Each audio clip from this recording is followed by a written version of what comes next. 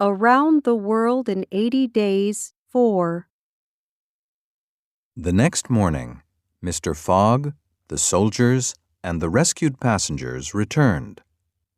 Passepartout was safe. Phileas Fogg was now 20 hours behind schedule, but Detective Fix helped him by finding a sledge with sails. It could transport them to Omaha.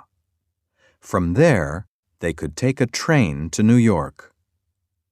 At 11:15 p.m. on December 11th, the train arrived in New York, but it was too late. Phileas Fogg had missed the steamer by 3/4 of an hour.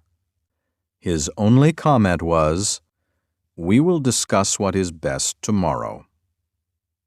The next day, Mr. Fogg found a vessel that would take him in the direction he wanted to go in. Phileas Fogg disembarked at Liverpool Quay in England at 11:40 a.m. on December 21st. It was at this very moment that Fix arrested Mr. Fogg. Passepartout would have attacked Fix had he not been held back by some policemen. Mr. Fogg was locked up in prison in the custom house. His arrest was a fatal blow to him. Mr. Fogg sat down calmly and waited. At 2:33 p.m., he heard a noise outside, then a hasty opening of doors.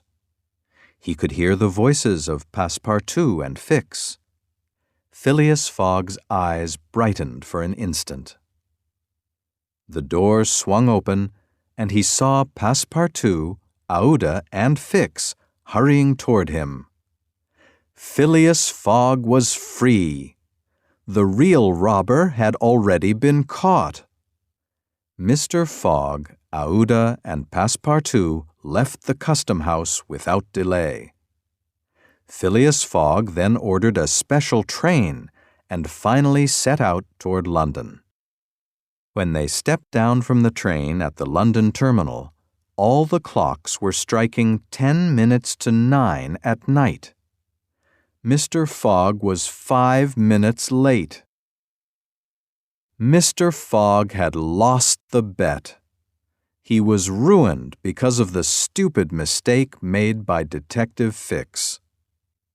Mr. Fogg went home to bed.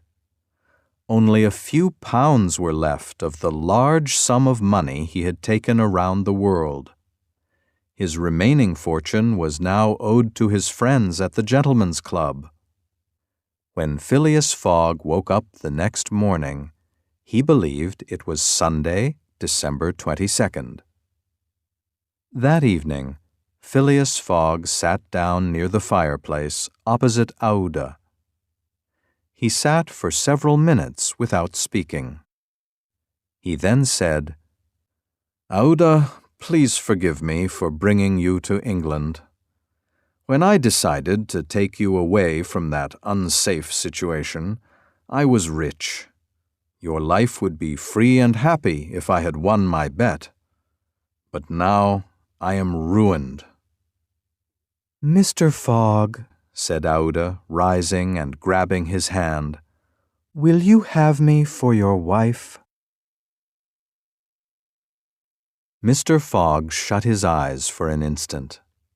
When he opened them again, he simply said, "I love you, and I am entirely yours." He then called Passepartout. "Is it too late to notify the local clergyman of our wedding?" Mr. Fogg asked Passepartout. Passepartout smiled and said, "It is never too late. Will it be for tomorrow, Monday?" "Yes," replied Aouda. Passepartout hurried off as fast as his legs could carry him. Meanwhile, everyone at the Gentlemen's Club had been waiting anxiously. "One more minute," said one of the men. They started counting the seconds. At the 55th second, they heard a loud cry and applause from the crowd outside. The men rose from their seats. The door opened, and there stood Phileas Fogg.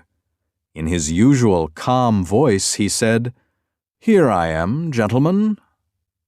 Yes, Phileas Fogg was there in person. How is this possible when we had just been reading that on Sunday evening Mr. Fogg had decided to get married? When Passepartout had gone to the local clergyman's house, he had found out that the next day was not Monday. It was, in fact, Sunday. Yes, that's right.